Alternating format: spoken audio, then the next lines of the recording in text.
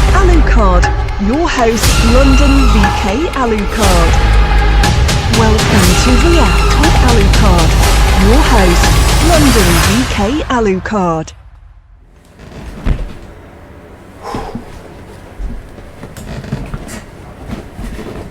And put the fake cape down. Your Vampire King is here, and we're about to do a reaction to Omni-Man versus Bardock. Like, I've been waiting for this, and we shall proceed. As I drink some milk.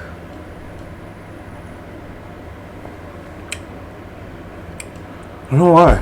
I just wanted to feel like drinking some milk. But let's get it.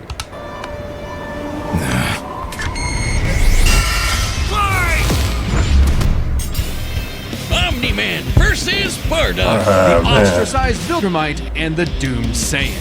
He's Wiz and I'm Boomstick. And it's our job to analyze their weapons, armor, and skills to find out who would win a death battle. Okay, here we go. Omni-Man, Earth's once greatest hero, alongside the Guardians of... So, let's think about this. Omni-Man already had a fight with Homelander in the last death battle.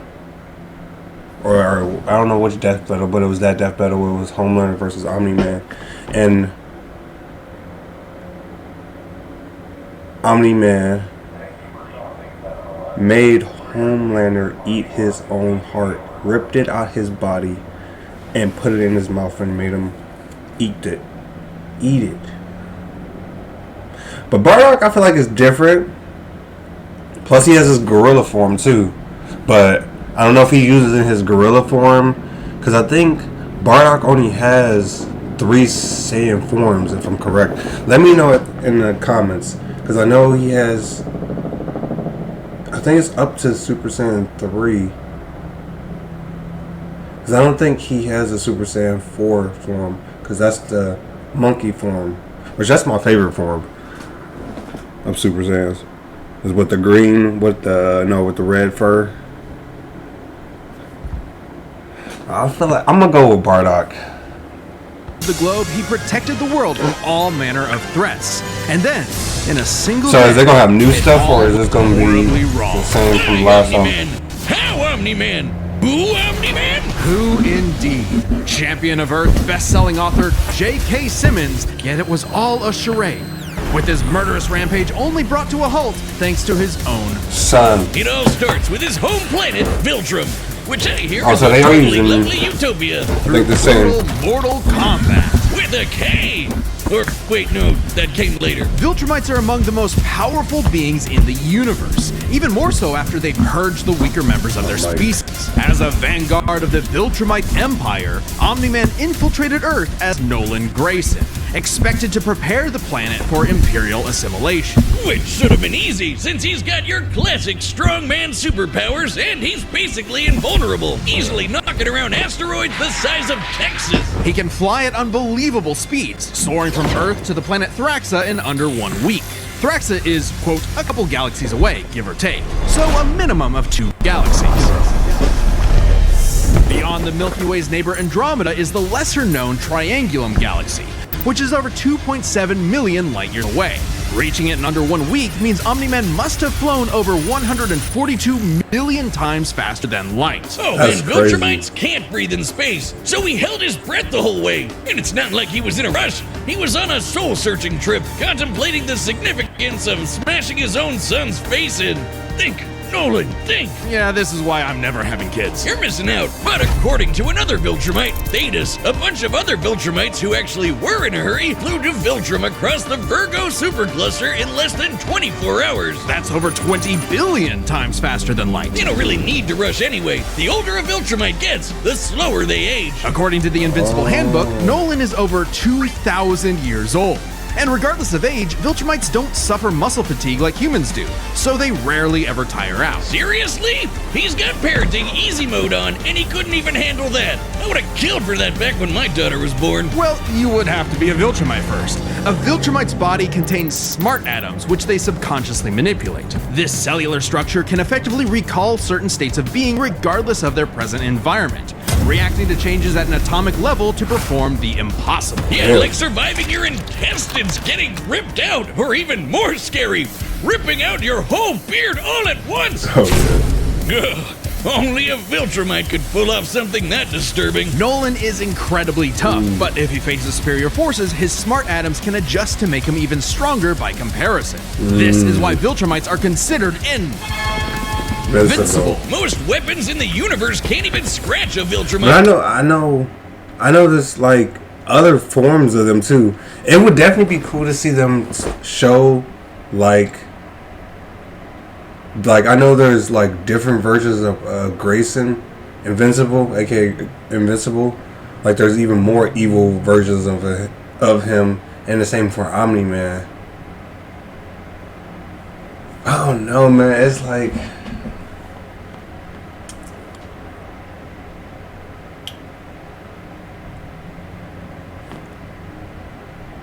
my brain, it says Omni-Man. He's gonna wipe the floor of Bardock, man. Like, it's not even gonna be a challenge.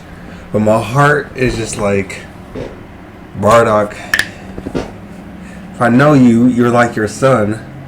You have passion, and you're gonna give it your all.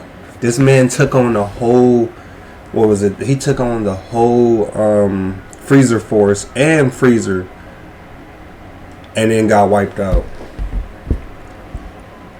He could have cowered and like ran and went to another planet, but that man stood there and took on all of them. Even a ship's cannon like this one can't Bardock. take down a Viltrumite, and it obliterated a massive solar disk nearly half the size of a star. Speaking of planets, he's strong enough to shatter one by flying straight through it. A planet so big it has a whole ring around it. The Roche limit factor dictates the size a celestial body must be in order to disperse orbiting material as a ring. He can destroy a in whole short, planet? an Earth-sized planet can't support such a ring, meaning this one must be much larger. And don't get me started on how the ring is actually made up of dead bodies because, spoilers? Just go read the comic. If Roche isn't doing it for you, this planet also supports 5 moons in its orbit. What? And even the smallest is a perfect sphere, meaning its own gravity. That's fucking crazy. Their ring is dead people. Other ones that they couldn't make it. That's, oh my god, bro, that'd be. He shaped it. I At don't know if you minimum, said a that. moon like that must have a diameter of 600 kilometers, or 370 That's a miles. lot of bodies. Comparing this to the planet's diameter, we can tell this world is nearly 14 times larger than Earth. Or Wow. it was before, kablam. Now, Omni-Man does have his weaknesses. Monsters like Ragnar's can pierce Viltrumite flesh, and he's extremely sensitive to a specific high-pitched frequency, which can destabilize his body's equilibrium. But his real weakness turned out to be, you His guessed dad. it, fatherhood. Thanks to his son Mark, Nolan began to re-examine his perspective and his place in the universe. He settled down in a new place, got himself a new job, and even had a new kid with his new wife, who's a bug. The bug lady, he banged a bug. Why, Pretty much. Omni-Man? Yeah. How, Omni-Man? Hey, everyone deals with parenting stress in their own way. When Nolan was lecturing to Mark about how insignificant people are, Mark wasn't the only one he was trying to convince, if you catch my drift. Nolan Grayson's real mission isn't planetary conquest or saving the innocent. It's to discover if a violent man who can break the world can also be a good father. Godspeed, Omni-Man. Godspeed, man. Come on. In the Bardock. far reaches of the cosmos laid a world with a people like no other, born and raised to do just one thing: fight. The Saiyans, a proud warrior people from the planet Vegeta, right. ruled by, King Vegeta. Well, narcissist much. Exactly. Their pride blinded them to the truth of their impending doom. But perhaps one Saiyan represented the best of them, even during their waning glory days. Bardock! He's cool, he's crude, he's got a bad attitude, and if he goes apeshit, you're totally screwed. And guess what? He's father of Goku. Oh wow, I never would have guessed. Right. What a curveball. So what does that make Turles? Who? Bardock was a cold-blooded Oh yeah, villain, Turtle, his brother. ruthlessly conquering planets in service to the Saiyans' true overseer, Lord Frieza. They didn't just conquer planets, they wiped out every living thing, leaving Frieza uninhabited rocks to sell away. Bardock was an asshole. Well, until he wasn't. Bardock's story has evolved over the years, with multiple iterations to draw. You're all good boys and One where girls. he's a brilliant Will make you scientist. young. But only one is considered officially Forever and ever. canon. Bardock's demeanor began to shift when he met and eventually married fellow warrior You're all Dina, good boys and and had two girls. sons, Raditz Will make you and Pepper. young. No, Bardock didn't go totally soft. He was still a ruthless Forever warrior. and ever. You know that iconic red headband of his? It's stained with the blood of his fallen friends. Hardcore. Bardock could That is fly, move crazy. faster If you're than light, not- and was naturally adept at using his ki as an explosive weapon. Shooting lasers from his hands. True to his brutal screw-you nature, Bardock's moves are all out overwhelming power. His final spirit cannon is like a ki-powered bazooka. His rebellion hammer punch ignites enemies on contact, and his rebellion spear basically turns him into a supercharged battering ram. The guy has no chill. He will run you over, break your spine, light you on fire, and then move on to the next guy. All in a day's work for a Saiyan. Marriage didn't change that. While Bardock cared for Gine, in fact being one of few Saiyans of his time to actually have a romantic partner, he was still no family man. Like most Saiyans, he saw his sons as nothing more than future soldiers. Bardock was a low-class warrior, so it was unlikely his kids would grow up to be anything more than battlefield fodder. But they would still possess the Saiyans' power, a transformation that was the key to their planetary devastation. Big Boogie! The great herb. Under the light of a full moon, a Saiyan with a tail manifests the Uzaru. This great ape form increases Bardock's power tenfold, turning him into an unstoppable kaiju. Quick, someone call Yajirobe! While some Saiyans can maintain control over this berserker form, low-class warriors like Bardock don't receive the same level of training as those of higher birth. Prince Vegeta's control is so precise he can speak while changed, but Bardock Yeah, that shit was cannot. crazy. Hell, it's Bro, impossible if he... that shit was crazy. When I did see Vegeta talk in great ape form, because I think you see before Vegeta's we seen I think Goku, and then I think it was Vegeta right after Goku, but it was like a lot of episodes down the line, and then we got to what was it, Goku versus Vegeta and Nappa.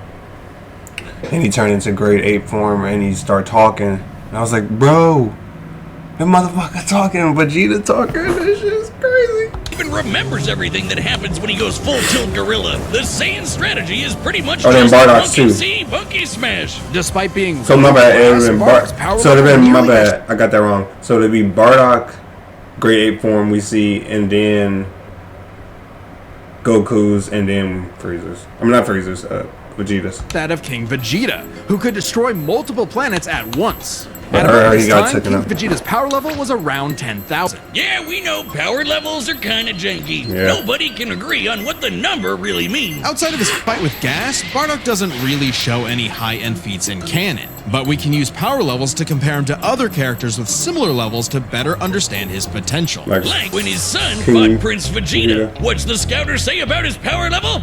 It's over 8,000. Yeah, the dub changed it to fit Vegeta's lip flaps, but we only cover the cold hard truth, damn it. According to this movie pamphlet, Goku's power level between his fight with Vegeta and his trip to Namek was 10,000. This lines up with that previous reading and puts him on par with Bardock. Goku's training during the trip eventually raised him to 90,000 upon arrival, but this gives us a clear window. Yeah, early in the trip, he had to dodge a bunch of incoming asteroids and blast his ship away from a star, which is impressive considering the speed involved. The planet Namek is outside Earth's corner of the universe, and it took his ship 6 days to make the journey. Traveling a quarter of the universe's diameter would put the ship over 9.5 trillion times the speed of light. And Goku would have had to keep up with that kind of speed to do all that other stuff. Makes sense given far weaker characters could reach the moon in a fraction of a second. should be trivial enough for Bardock. All this speed and power meant when Bardock and his team assaulted the planet Cereal, they went cheerio! Bardock ravaged the planet, annihilating its people, until he found two survivors, a mother and her child. Some may call it weakness, others a moment of clarity, but Bardock was suddenly reminded of his wife and recently born son. He chose to spare the two, and even pushed himself far past his limits to protect them from his own Frieza Force allies, who taunted that Frieza had dire plans for the Saiyans' future. This moment changed Bardock, making him more appreciative of his family and cautious of Frieza. When all the Saiyans were called back to planet Vegeta for mysterious reasons, he had a hunch something was up. So, before his final stand, smashing through hundreds of soldiers before coming face to face with the tyrant, he sent his youngest kid away for protection. A choice that allowed his son to thrive. And hey, that's what good parents do. A choice that would have a greater significance than Bardock could ever imagine. And then Dildo Dickhead blew them all up and he died. Or did he? Bardock got killed so freaking hard he got blasted back in time. Actually, he was pulled away by these two who miscalculated and misplaced him incorrectly in the time stream. Blah, blah, blah, non-canon, whatever. He survived. And when he realized what happened, he got so unbelievably pissed off, he went Super Saiyan. What? Yes, This is very much an alternate universe what-if scenario. But hey, you still gotta count that. Think about it. The Super Saiyan form is not achieved through training alone. It requires dedication, introspection, victory, failure, love, and loss. Frieza destroyed the Saiyans because he feared the possibility of the Super Saiyan, a Saiyan with power that could rival his own. But perhaps Bardock's transformation was more than simply a what-if. He had begun to take the very steps his son later would to achieve the form. Perhaps, if Frieza had hesitated, even for a moment, his fear would have manifested before him right then and there. Damn, pour one out for Bardock, who figured out how to be the truest Saiyan right at the end of it all. I know Kakarot would be proud. Over 750,000 citizens put issue 1 on the ballot. It'll create an open process for drawing fair maps, banning politicians and lobbyists from the process. Issue 1 will restore power to where it belongs, with citizens. Join me in voting yes. There are those who factor, and those who don't. Fresh, never frozen meals ready in 2 minutes. Come in now for a chance to win 4 years of free Red Lobster. One bite can unite. Hey, shout out to everyone who believed in us during our recent crowdfunding. And joining you in that support is the first ever sponsor for an independent death metal episode, Manscaped. Manscaped's newest masterpiece is the Lawnmower 5. Alright, let's get to the match. Come on, thing.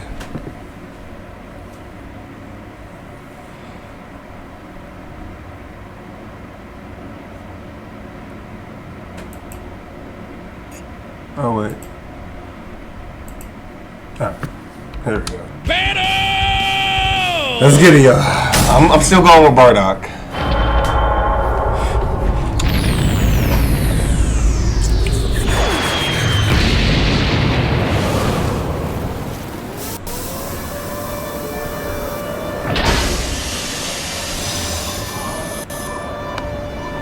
Great. Another gross bug planet.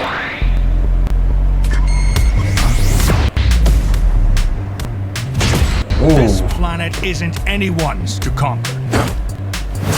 Oh, I like the beat. Don't underestimate me!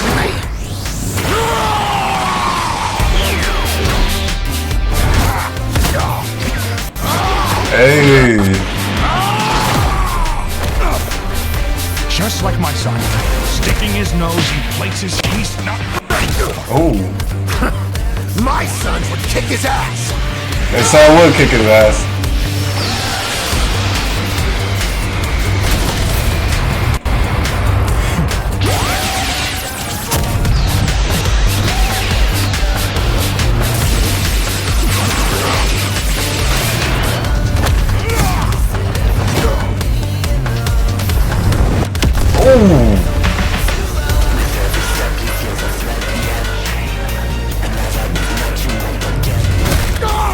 Whatever Oh, the moon. you're an embarrassment. Show me you don't take down shit. Bardock, show him. Wait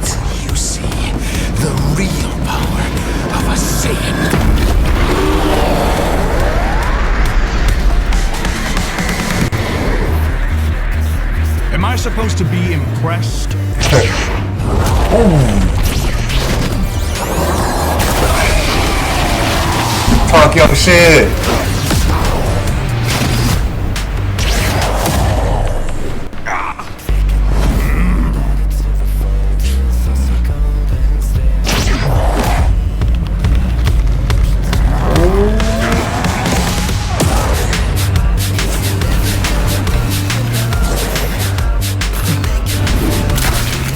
Damn.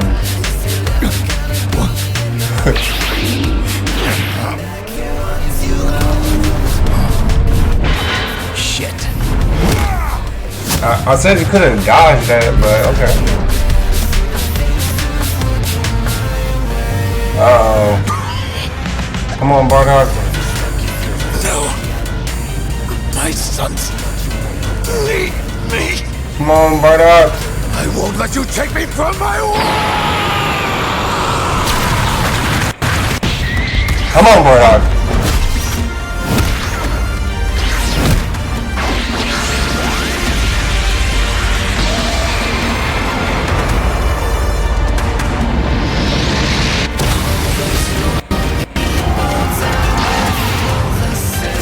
Hell no.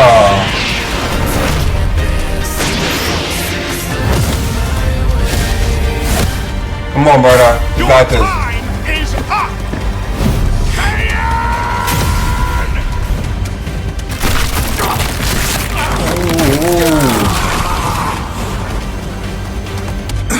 You still got this, Bardock.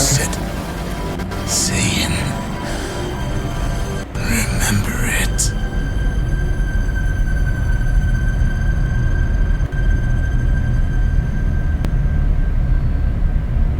Wait, because he just broke his arm?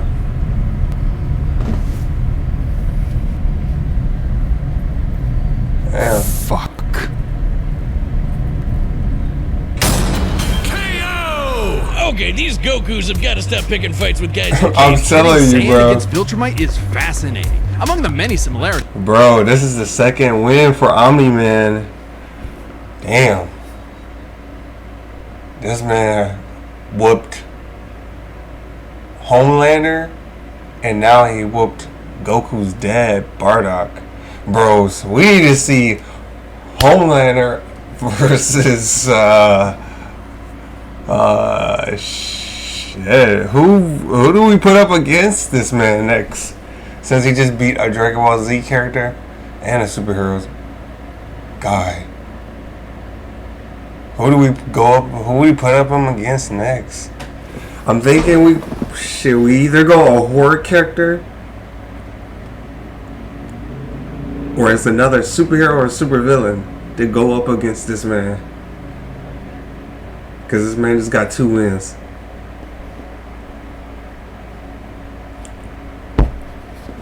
I'm gonna be thinking about this for a minute. 5 specific categories stand out. Starting with speed. Bardock is This will much determine faster my than his power answer. level match Goku, dodging asteroids at 9.5 trillion times light speed, much higher than the Viltrumite's fastest speed. Add on the 50 times multiplier from Super Saiyan, and it's a huge difference. Right, Bardock clearly has the speed advantage, but strength and durability are another story. Though it doesn't seem like it at first, Bardock scales to King Veggie, who wrecked 3 planets at once, and Omni-Man only smashed 1. But given how big that one planet was, the numbers are actually pretty similar, until we factor in the Super Saiyan boost, right? Well, there's a catch. A major plot point in Invincible involved the coalition of planets admitting that their weapons cannot hurt Viltrumites. So, when their ship's cannon obliterated this gigantic solar disk, it highlighted just how tough the Viltrumites really are. This disk completely blocked the sunlight and heat between a planet and its star. And this is no ordinary planet. Its size and density are so high that its inhabitants are as strong as Viltrumites just due to living in its natural gravity. Bro. To fully block the light to such a planet and remain in consistent orbit, the disk would need to be positioned at its L1 point, the spot that creates an uninterrupted view between sun and satellite, and the disk itself must be about half the diameter of the star in question. This means the scaling of the disk puts it at 3 septillion tons. That's 24 zeros! Which makes Omni-Man over 11,000 times stronger than base Bardock. Not even the Great Ape or Super Saiyan forms could make up that difference. So strength goes to Nolan. Still, numbers aren't everything. As far as versatility in combat goes, neither had one distinct advantage that could win outright. Omni-Man survives in space for much longer, but Bardock barely squeaks out the edge here thanks to his ranged versatility with key attacks and, of course, Super Saiyan. Okay, let's address the Super Saiyan Bardock thing. It's perfectly fair to question whether or not the form should be in this comparison at all. However, even with the form included, Nolan still takes this, especially when it comes to our last two categories, experience and stamina. Yep, Omni-Man's been around a lot longer than Bardock, over 2,000 years, and even with Super Saiyan, Bardock's no master of the form. And without that mastery, the form drains the user's energies at an increased rate. Which brings us to what may be Omni-Man's most surprising advantage. Those weird smart atoms. Saiyans like Bardock can fight for days on end, but only for so long. Bardock possesses a limited pool of ki, which only depletes faster when using super forms like the Great Ape. In contrast, Omni-Man's biology prevents him from tiring in most cases, letting him travel across whole galaxies for weeks non-stop. And his smart atoms adjust to counter whatever physical strain he's subjected to. Bardock's crazy speed and power made him a real challenge. But Nolan's strength, experience, and sheer endurance presented an unstoppable and unshakable force that would inevitably land the killing blow. When push came to shove, Omni-Man raised the Bardock. The winner is Omni-Man. If you're all good boys and girls, we'll make you yell. Alright, who we got? Persona? Subscribe and join as a member to see more Death Battle. Ooh, Persona. Persona versus Jojo Blue. If you're all good boys and girls. Bro, so who do we put up against Omni-Man? Jeez, I would say...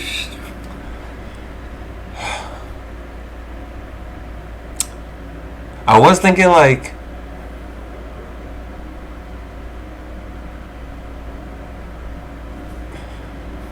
I was thinking Dracula was one of them. Since it's horror theme. We're in October, but then I was also thinking Michael Myers, but I feel like he gonna wipe the floor on Michael Myers. All he need to do is just punch that man.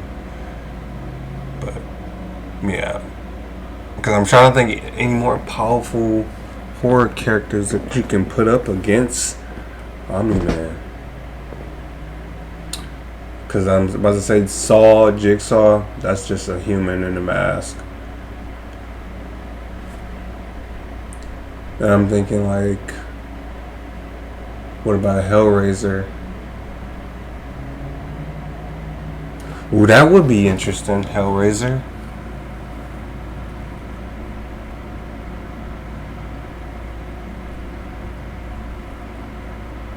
Because I think they did a Hellraiser 1, if I'm correct. I don't remember. Let me see. I think they did one.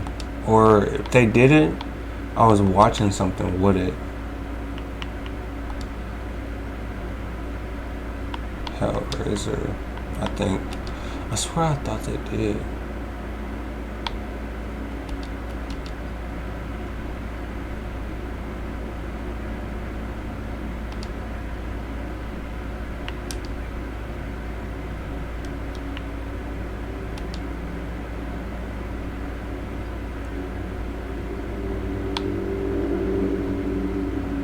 Pinhead. Yeah, maybe they didn't do one. Pinhead. Maybe that's what I should have put. Okay, maybe they didn't do one. And I thought they did. Yeah, because it would have been showed up.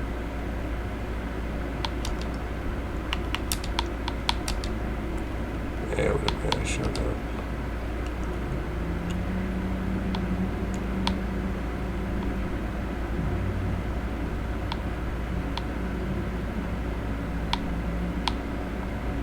Yeah, okay. So yeah, let me know your thoughts in the comments below. Who do we have go up against? If y'all have somebody, I'll leave the Death Battles, the suggestion website where you can put the Death Battles of which characters y'all want to see Bro, we gotta have somebody beat Omni-Man. Let me know y'all thoughts. Put in the comments who y'all think. Omni-Man versus who.